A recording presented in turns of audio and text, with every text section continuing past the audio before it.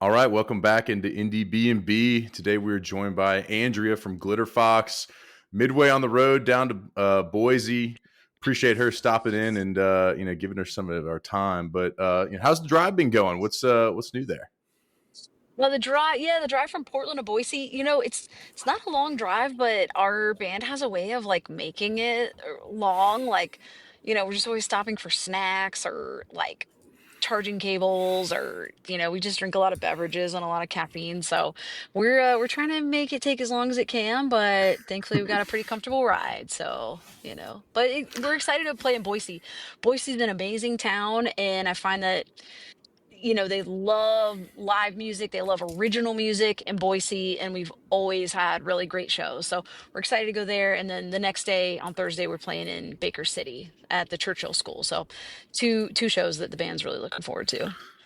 I love it. I love it. I've only been to Boise one time for, in the wintertime, but like I would bet, just by an inkling of just how the weather seems, it seems like it would be a beautiful time of year to go there. So, Yeah, it's nice. And they have a great festival called Tree Fort Music Fest, which is an incredible music festival. We played it last year and really enjoyed mhm. it. So if you're ever heading that way, yeah, try and check out the festival because it's really special. I love it. I love it. Well, is that something you guys, often, you guys have a, one summer we're going to do festivals, one summer we're going to do, a little bit more of a, kind of a traditional tour. Is that something you guys shake it up with a lot? Honestly, the band loves festivals. I mean, we really thrive in that environment. We love like going somewhere new, meeting a lot of people, playing a bunch of sets over a weekend. We've kind of always played festivals. We've always loved them, and that's a nice thing about the summer is the summer's full of festivals. And in the past, we would play smaller, kind of community festivals, and now we're getting to play a lot bigger ones with tens of thousands or more of attendees, and it's just fun. It's just a fun environment, and you meet so many incredible artists while you're there. I've gotten to see some of my favorite artists performing, and it's just a really good time. But we do really well on tour. Also, we kind of do both. We do really well just getting in the van and cranking out a bunch of shows, and then getting back home for a little rest. I love it. I love it. Do you feel like y'all's, the music part of, obviously the music part of it's important, but like, with the way you guys create music, is it kind of, lend itself well to a festival crowd? Like you think like the show is something that you guys, prepare for and you're like, hey, like we're playing a festival, let's create the set list this way versus, a touring, regular touring date. Absolutely. Yeah, because at a festival, it's a lot of times it's pretty high energy. You might have like a 60-minute set or a 75-minute set. And so I think about those things when we are playing festivals and, just keeping it, you know, really upbeat for the folks that are there. So definitely, yeah, a festival set tends to be, we'll say like 60 minutes of bangers, just we really do try to keep those festival sets really upbeat, and that goes over really well. We're a lean mean four-piece indie rock band. So there's only three instruments on stage, but you'd be surprised by how much noise we can make with them. And then we've got this powerhouse lead singer that's always running out in the crowd and interacting with folks in just such a lighthearted and fun and passionate way. So it's a fun show. Love that. I love that. I mean, it's making me, I want to see this tour expand a little east here over to, our city in Atlanta. But we'll get you here. We're gonna get you here, one way or another, hopefully. Oh, I hope so too. I'm from the South. Well, I'm from North Carolina, Hmm. and grew up, visiting my family in Tennessee, and so I would love to tour through the South. We haven't gotten there really in recent years as a band, but it's definitely something I really want to do. I love it. I love it. Well, I'm sure some of that networking you do within those festivals, get on with the band, or they get on with you. Get them down here. We love it. You know, kind of as we switch gears, you guys have a album coming out. It'll be for when people are hearing this, it'll be out on Friday, so everyone needs to go check it out. One of the songs off of that, Passenger, want to kind of song spotlight that one, understand how it came from nothing to something, and kind of get a glimpse into y'all's writing process a little bit.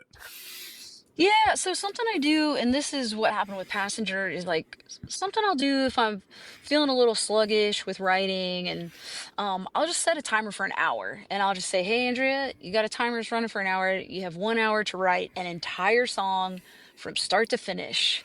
And that's where the song Passenger came from. I set a timer for an hour and I started writing this song. And I used to ride the bus a lot.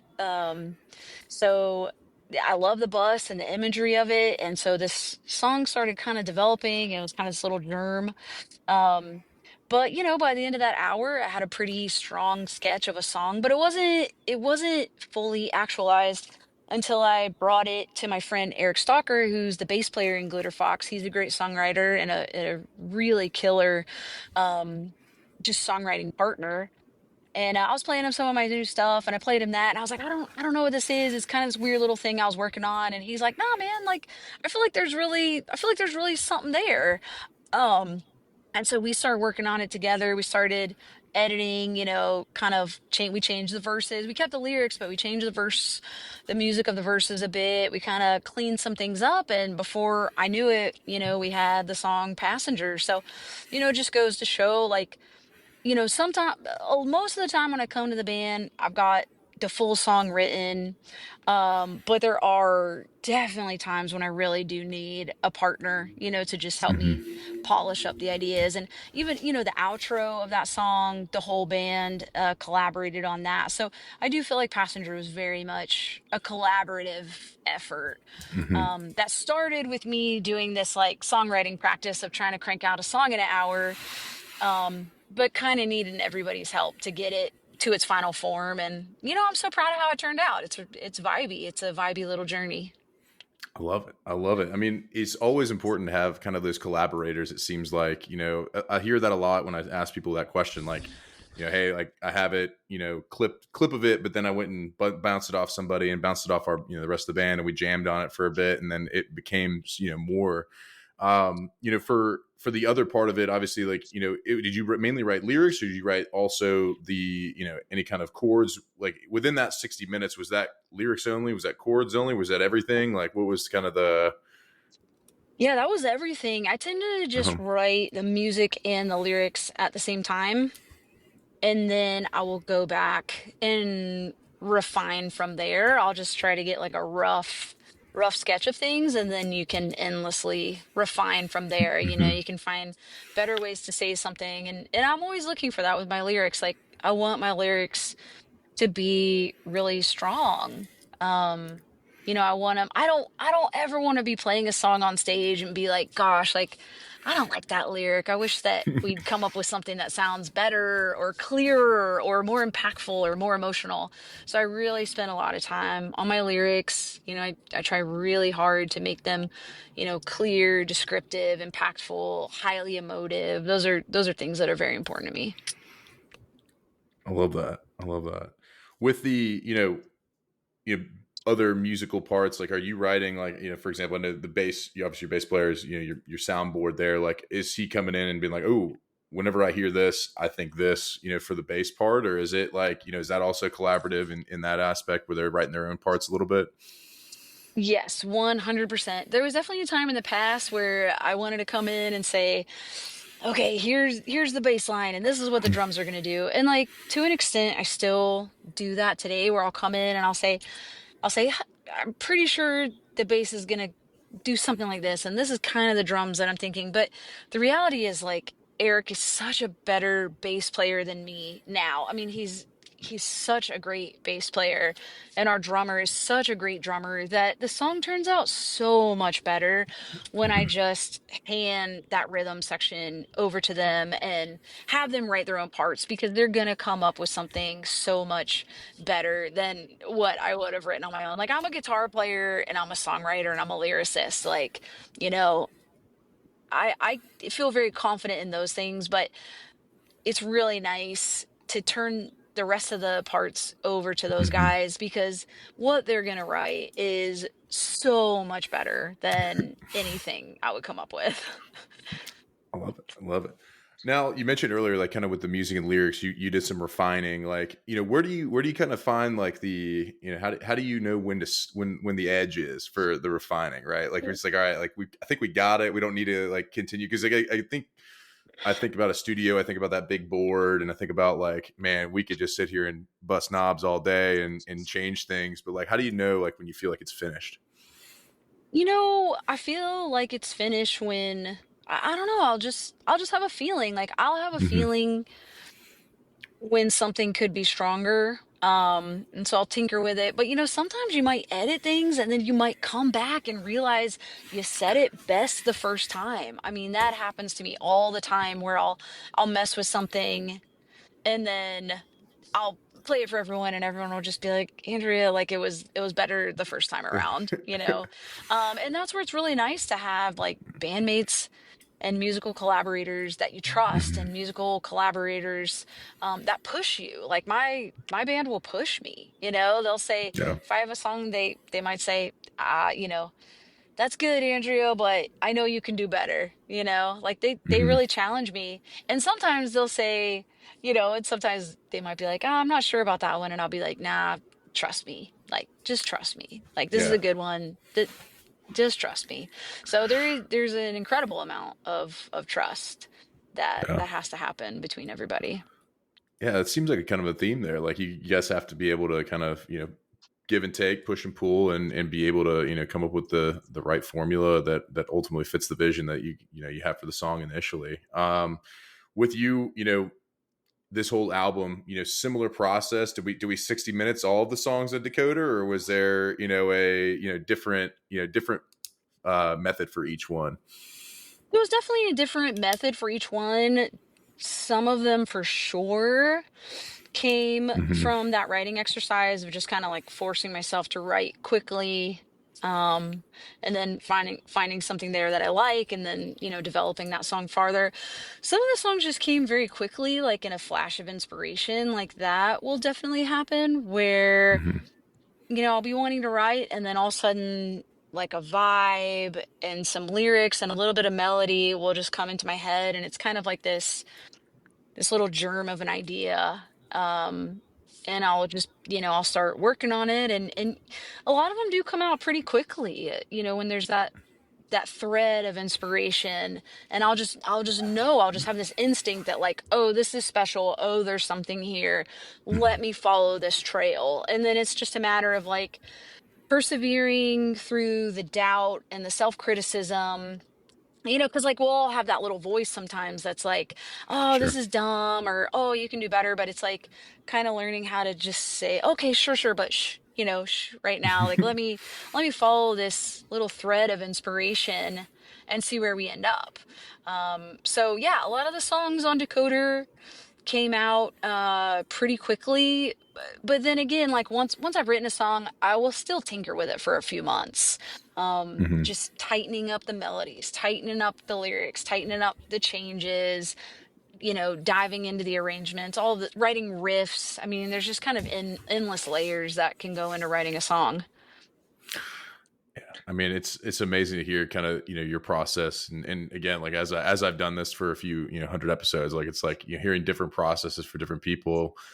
This sometimes it's the simplified, sometimes it's like we got to put the pencil down and go play outside for a little bit, then come back. Like so, it's interesting to hear you're kind of always trying to drive forward and improve, and I love that. That's an interesting exercise, the 60 minutes, like within that, like I know we'll get off this after this question, but within that, like, are you wanting to like think through like, all right, like what have I like what is the kind of the stroke of inspiration there? It's like, all right, I got this, I'm on the clock. Like, how do we, how do you feel like you start? Is it like just go through your day? Do you go through kind of just some experiences? You think about like, man, that made me feel a certain way. I think that could be something. Like, what are some of the ways that you get inspired to like get in that like mode? Because I feel like 60 minutes, you put yourself on the clock, like you're ready to go. Like, Yeah. So one thing I do is in my phone, I keep a running note of song themes or song ideas because, you might be driving around and, a lyric or a thought might kind of strike you, or an interesting metaphor. So I just keep a running list of song themes or song ideas or you know, something that I'd like to potentially write a song about or explore, I keep that in a note on my phone. So I always have it. So when I am sitting down to write, I'll just grab that out and I'll start thumbing through them. Hmm. And whatever idea just kind of intrigues me or I have the strongest pull towards is the one that I will settle down and write. So yeah, that's how that works. That's really helpful. Love it. I love it. Well, obviously, probably some of those things that come up, in that list are like, things that happen on tour, or like, different things that you guys experience, out on the road or, maybe in your life. Like, for you guys, this tour you have coming up here, obviously, a ton of dates, through almost September. How do y'all mentally get prepared for something like that? Like just to kind of be in the car and be on the road, and like, what's the preparation like for that? I don't do a ton of prep. I love being on the road. I Hmm. love being in the tour van. I mean, I'm a homebody too. I like my room at home, but like I love being in the tour van. I love being on the road. I love pulling up at different cities, going to cities I've never been, hitting their coffee shops, like meeting people, meeting the people at the venues. Yeah. I'm obsessed with every part of being a touring musician. So like I personally don't have to do a lot to prep. Like for me, it's pretty much just a packing list. It's just like, Hmm. do you have enough socks, underwear, and guitar strings? So I don't have to do a ton to mentally prep. Like I get really excited, when a tour's coming up because I love playing guitar. I love being on stage and playing shows and I love being out there and meeting the people who like our music. I love getting across the country and meeting people all over the country who are like, "Yo, I love your songs," or "Your song is meaningful to me because of this," or "Your song helped me get through a hard time." Um, that's like I feel so honored. That's such a touching Yeah. experience, and so I love it. I love being able to get across the country and play these songs for people who connect with them. What any of those stick out to you like that you can think of off the top of your head that like or hey like that was when somebody told me this it was one of my favorite moments. There was this moment we played in Bethlehem, Pennsylvania, and I saw these girls on the front row and they were like singing along to every song and just getting so hyped. And it made me really excited, just to be like, Hmm. wow, I'm what, 3,500 miles from home, and here's people that like know every lyric and are singing along and getting so excited to hear these songs live for the first time.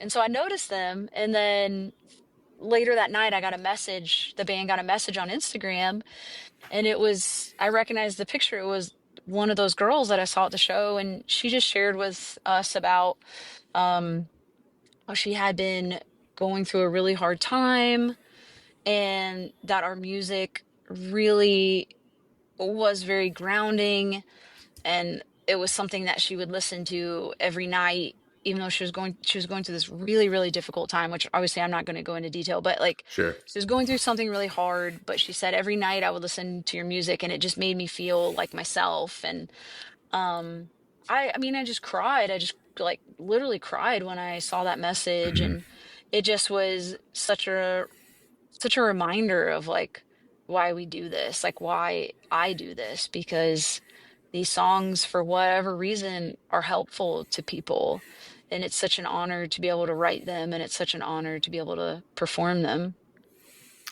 I love that. I mean, I love that you can take yourself back right to reading that message and it kind of you probably get some chills thinking about somebody getting affected by your music that much. And it's amazing how it can all connect us no matter how far away you are from home. So I appreciate you Yeah, and sharing I that. have those songs. Like I have those songs that like when I was going through a hard song and when I was going through a hard time and I listened to this song over and over and over, and there Yeah. was just something deeply healing about it. So it's like I very much have those songs that have gotten me through really hard times, and so it is really special, and I do feel very honored to be able to write songs that someone else maybe feels that way about.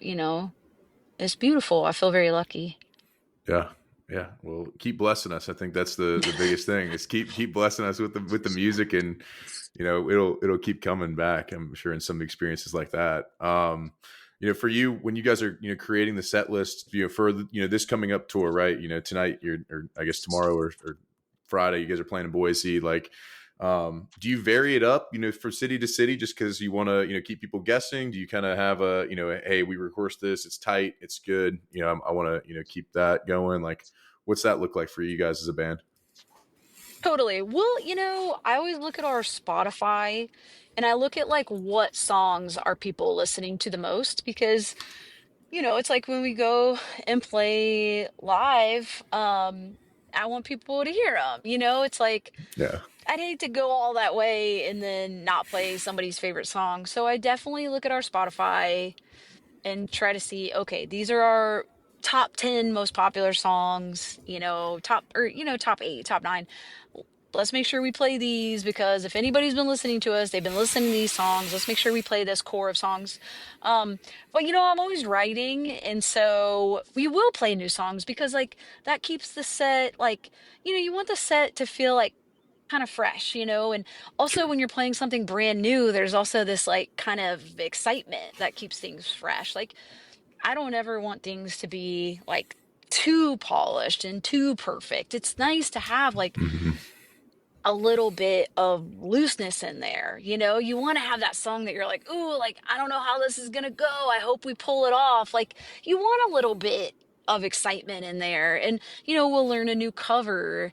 And so we'll throw those in there. So, it's like, it's nice to have a little bit of variety from one night to the next. And, we'll mix it up depending on like how long the set is, or we'll mix it up depending a little bit on like, is it a festival set? Is it a nighttime club set? Like definitely every set is unique. Like every Hmm. single show that we play has its own set list. We almost never just recycle one set list to the next night. We'll start the shows different, we'll end them a little different.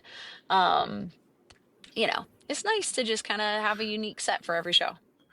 Well, I mean, we heard it here first. It's unique every night you go out. If you get a ticket to Glitterfox, you are going to have an amazing time. You're going to get something unique to you only, in your city. So, I mean, everyone needs to just check them out. Obviously, get on the tickets and start buying. Let's go.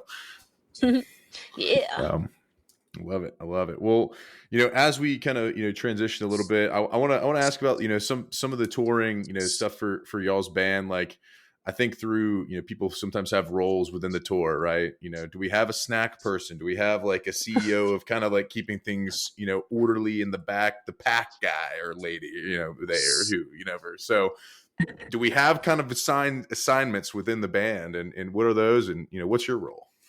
Let's see. Well, Blaine, our drummer, he's our tour manager. So Okay. he does all of our advancing. So he's the one that we go to when we have questions about, load in and all the stuff. So Blaine does all the tour managing and advancing for us. I would say Eric, our bass player, is the guy that kind of keeps us on top of like tidiness, like Sure.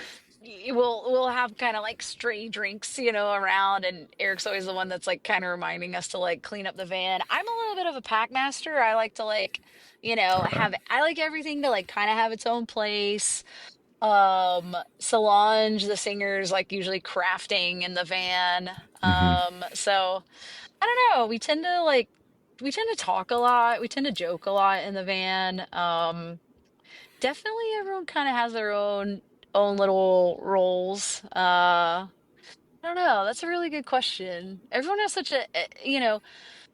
everyone has such strong and unique personalities in this band. So it's very lively, but everyone's, really good people, really sweet people. So even though we all have these big personalities, we all get along well and we all take care of each other.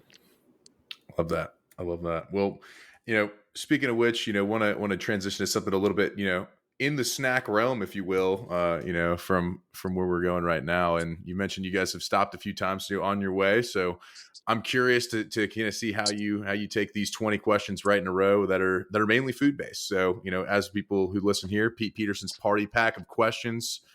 Are we ready? Yeah, is this like a rapid fire answer thing? Like, am I just supposed to like as fast as I can?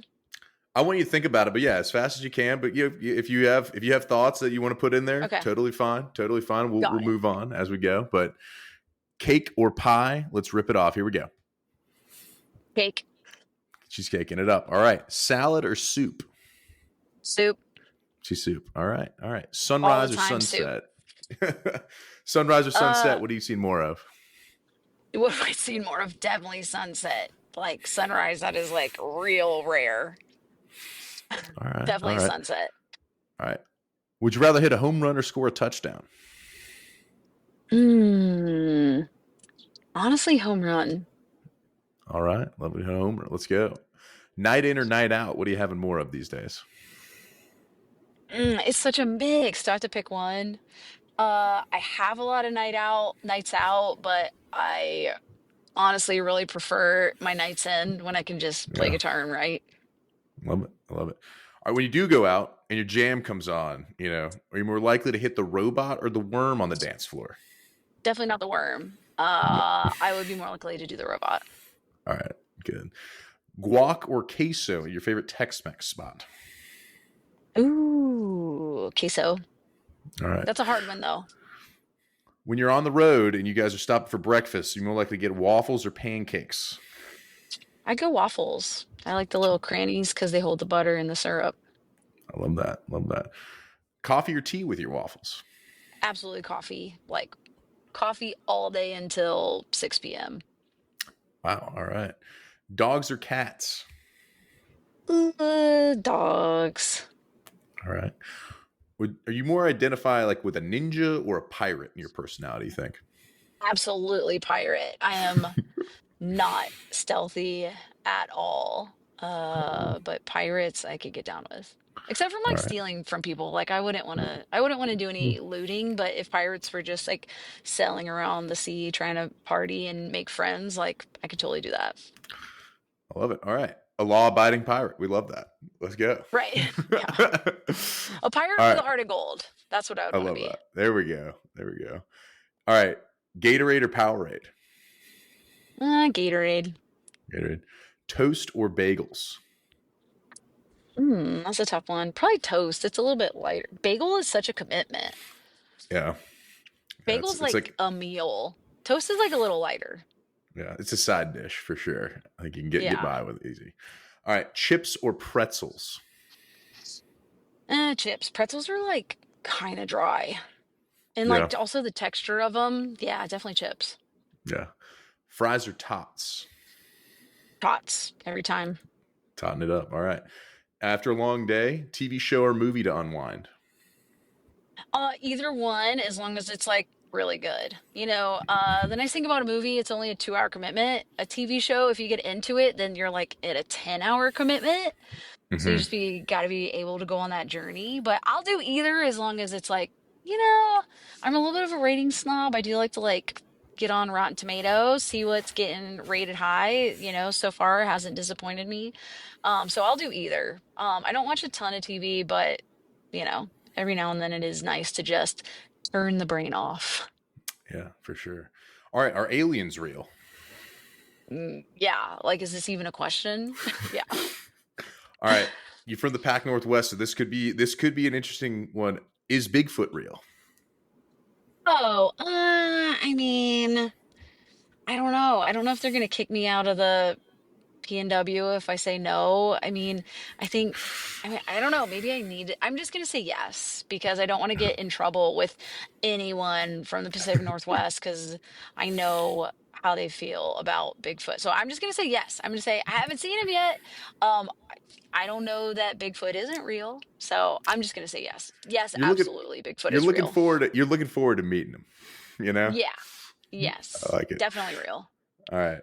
Is love at first sight real? Mm, First sight, not so much, but I do think like you can fall in love like pretty quickly. First sight, because it's like you don't even know. Like you might just see that Yeah. person and be like, wow, they're hot, but then you start talking and be like, oh, nope, Yeah. nope, back Nope, up. nope. Yeah, so I've definitely never experienced love at first sight. I don't know, maybe it's real. I've never experienced it, but I have experienced like fall. I mean, I'm a lesbian. The U-Haul joke is true. We do tend to fall in love pretty fast. All right. All right. What about two bands that we ought to check out that we might not know? I mean, I'm a huge Sharon Van Etten fan. I mean, you probably know her. I mean, she's just such a huge influence on my songwriting. I love her so much. I also love Deep Sea Diver. Sure. Is another fantastic band worth giving a listen to. All Yeah, right. I'd say check out Sharon Van Etten and Deep Sea Diver. I love that. Those are two great recs. Everyone needs to check them out. What have y'all been banging in the band? Like, what's been the playlist? Honestly, in the van, we don't tend to play music. We tend to just kind of talk and joke around, and then everyone will kind of go into their own little headphone land. Like typically, like where I am right now, like here's my guitar. Like I'll sit in the back seat and just play guitar. Eric, the bass player, is typically like listening to books on tape, audiobooks. I don't know what Solange listens to. I think Solange listens to a lot of music. um, you know, Blaine will listen to music. So typically everybody just goes to headphone land and, kind of listens to their own thing. We don't do a ton of like playing music in the van because it is nice to like, get that little break from Sure. socializing in the van when you can. Certainly.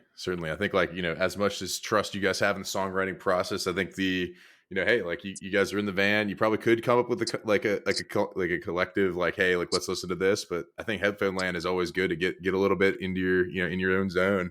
You're not the first Yeah, person to tell me that for sure. totally, because you're just around each other constantly. And so it is nice sometimes, like in the van on your headphones, like that's the only time that you have to like kind of, be by yourself. So you do get a nice little break from socializing then. I love it. I love it. Well, I appreciate you coming on to the pod. That was the final question. Everyone check out Decoder. It is out this Friday, August 22nd, as you guys are hearing this. Check their website, check out anything for, the tour. Obviously, buy some tickets for that and go see them live. Every show is intimate, every show is different. And I'm excited for the East Coast push whenever that happens. I appreciate you coming on. Thank you so much. Yeah, you're down in Atlanta, right? Yeah. Oh yeah. Yeah, hopefully we get there sometime. I'm sure if not in 2025, then I'm sure in 2026 we will. So it was really nice meeting you, Grant. Thank you so much for having me on the podcast. It was really fun. Of course. Thank you.